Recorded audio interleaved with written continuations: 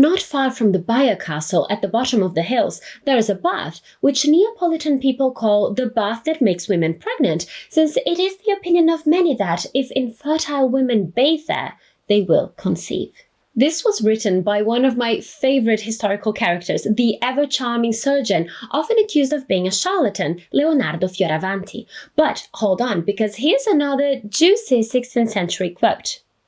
Who wants his lady to get pregnant, send her to the baths and do not go along. Intriguing, right? This was actually a popular proverb that writer Michel de Montaigne heard from locals when he was traveling through Italy. So what exactly was going on in these baths? Let's dive in and find out, shall we? I promise that's my first and last water pun. Well, maybe not my last.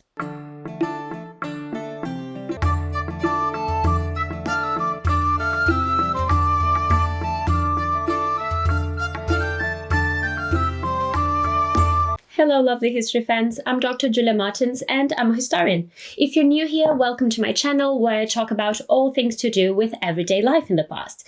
And bathing was a big part of that, despite what TV shows and films would have us believe. Water has played a big role in medicine since antiquity and still does today. But water cures were particularly popular in the Renaissance, which was a time of change, especially in medicine.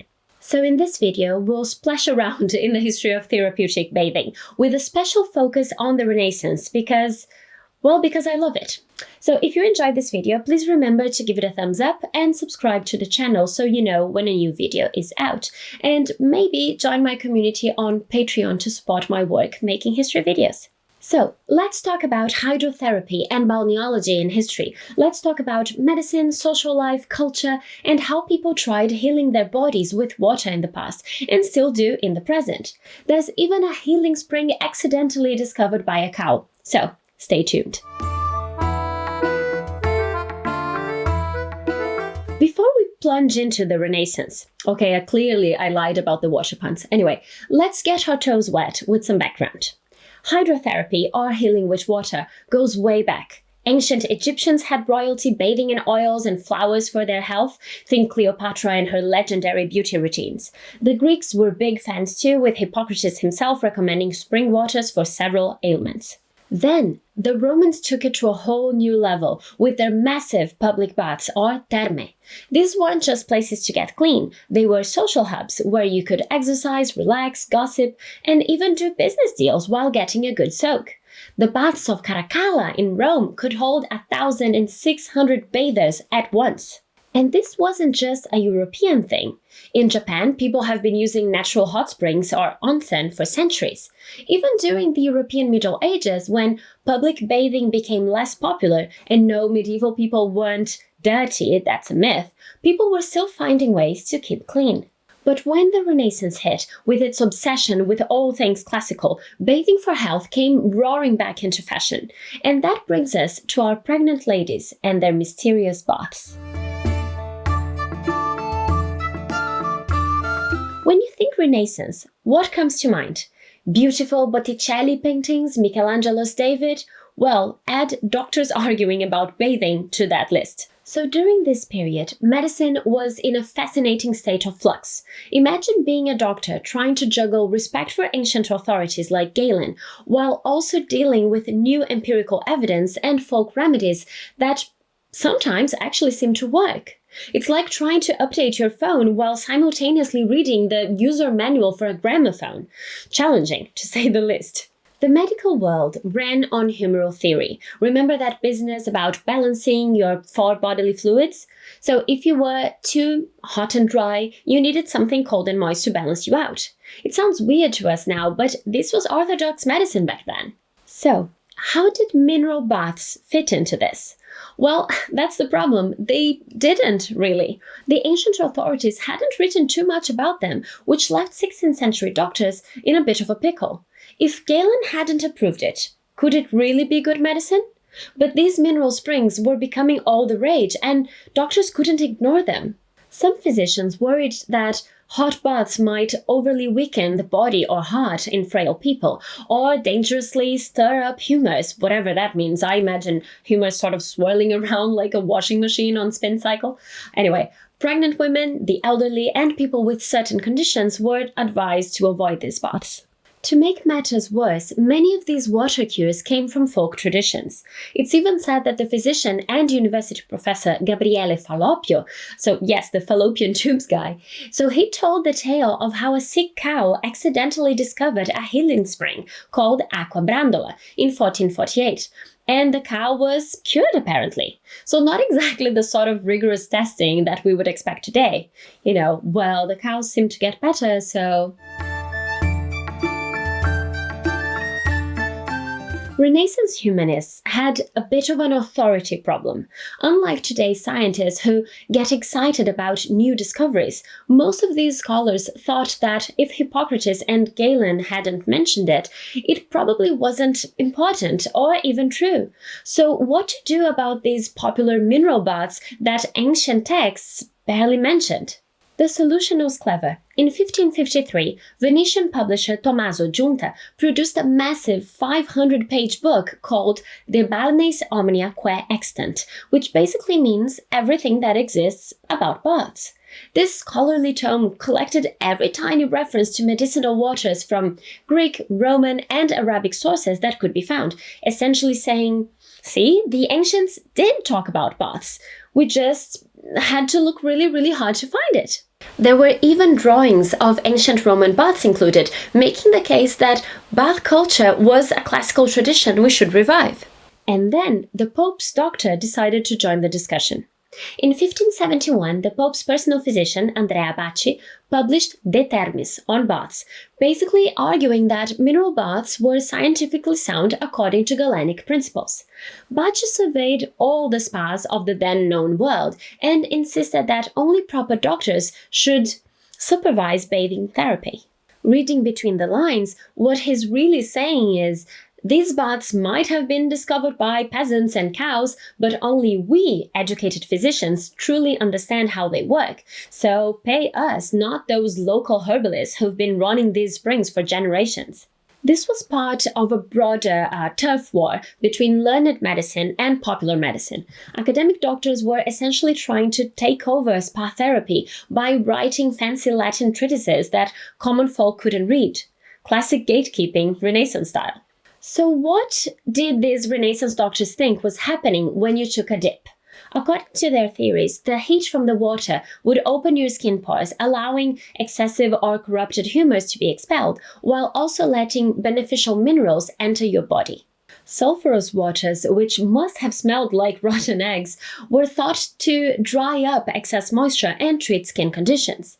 This made sense in Galenic logic, since sulfur was considered to have a hot quality.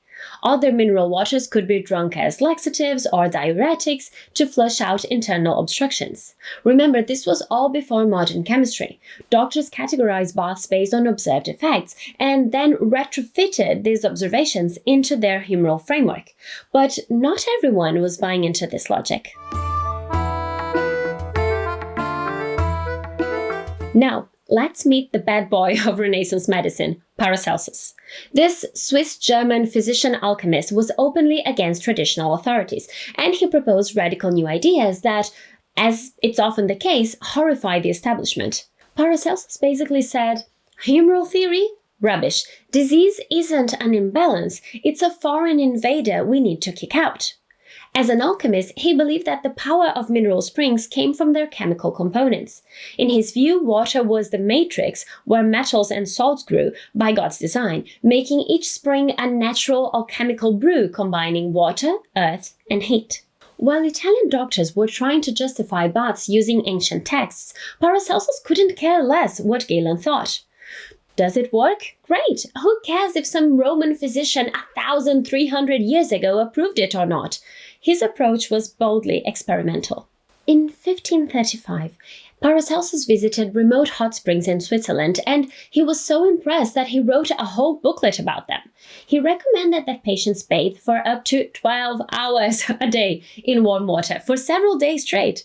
These people must have looked like human raisins. But apparently his methods worked for conditions like paralysis and rheumatic pain.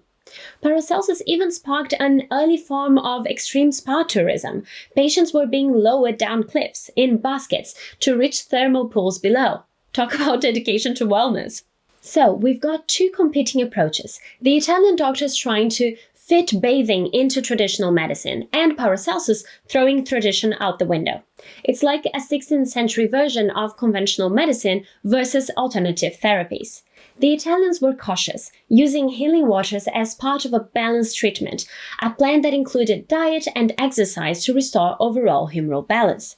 Paracelsus was more aggressive, targeting specific diseases with specific mineral waters based on their chemical properties.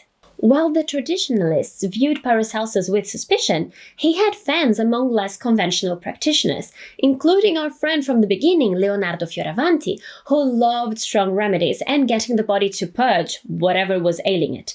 Over time, these two approaches would gradually merge. By the 17th century, Paracelsian chemistry was increasingly influencing mainstream medicine, and spa therapies began to be explained in chemical terms rather than purely humoral ones. The heated academic debates cooled as doctors came to see mineral waters as simply another tool in their medical arsenal. But by then, bathing and visiting springs had become much more than taking care of your health. Let's talk about what else was going on in these baths. Now, let's get to the juicy bit that you've been waiting for. So remember that quote from Montaigne about sending your wife to the baths but not going along? Here's where we find out what that was all about.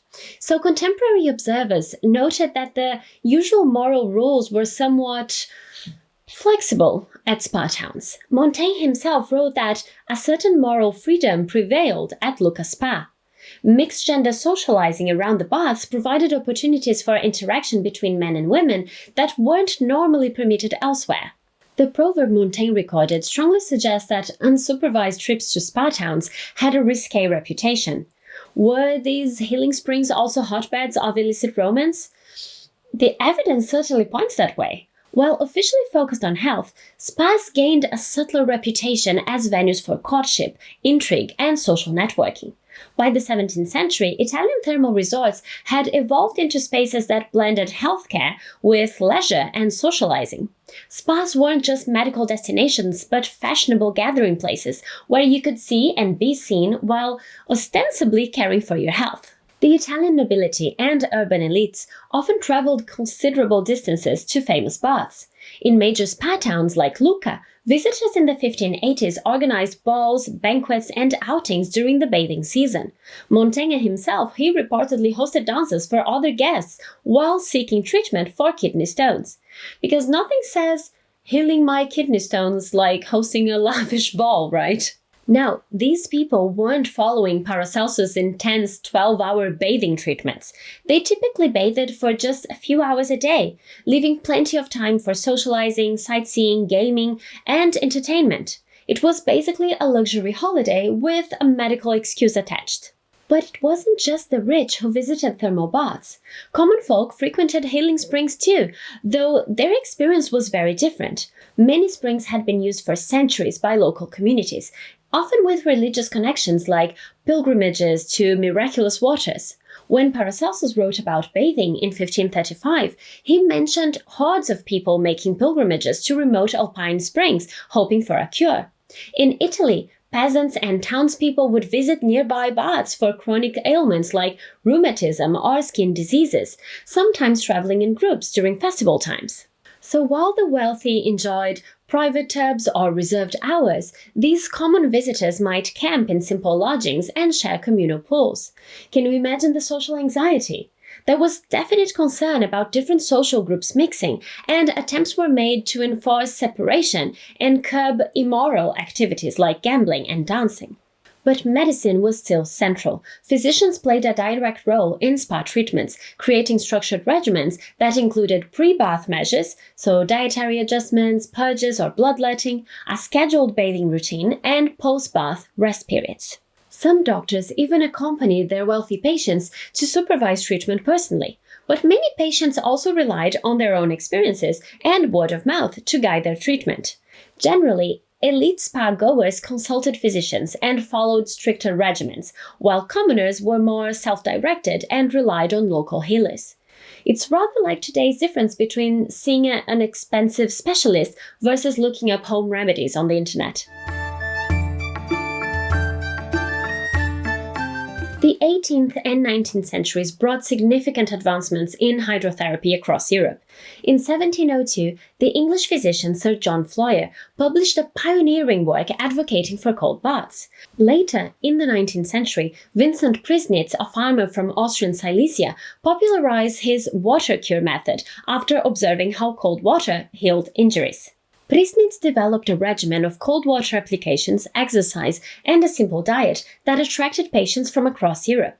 His approach spread to Britain through Captain R.T. Claridge, whose lectures in the 1840s sparked interest in hydrotherapy and led to numerous hydropathic institutions being established. By the 20th century, hydrotherapy had evolved from alternative practice to conventional medicine.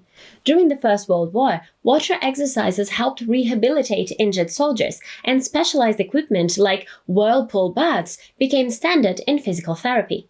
Today, hydrotherapy encompasses treatments from medical rehabilitation to wellness and relaxation. Modern physiotherapy often includes aquatic therapy for joint problems and post-surgical recovery, while spas worldwide offer hydrotherapy for well-being and relaxation. From ancient rituals to modern medical applications, hydrotherapy has maintained its relevance across cultures and eras. Its enduring presence underscores the timeless connection between water and healing. Whether it's Roman therme, a Renaissance mineral spring promising fertility, a Victorian hydropathic institution, or a modern luxury spa, humans have consistently turned to water for both health and pleasure. The methods and theories may have changed, but our belief in water's healing power remains constant. So next time you sink into a hot bath after a long day, remember you're participating in a therapeutic tradition that spans millennia. Just maybe don't go looking for those pregnancy-inducing waters unless you're prepared for the consequences. If you enjoyed this video, make sure to give it a thumbs up and subscribe to the channel. And please consider supporting my work on Patreon. It does help. Thank you, and see you next time.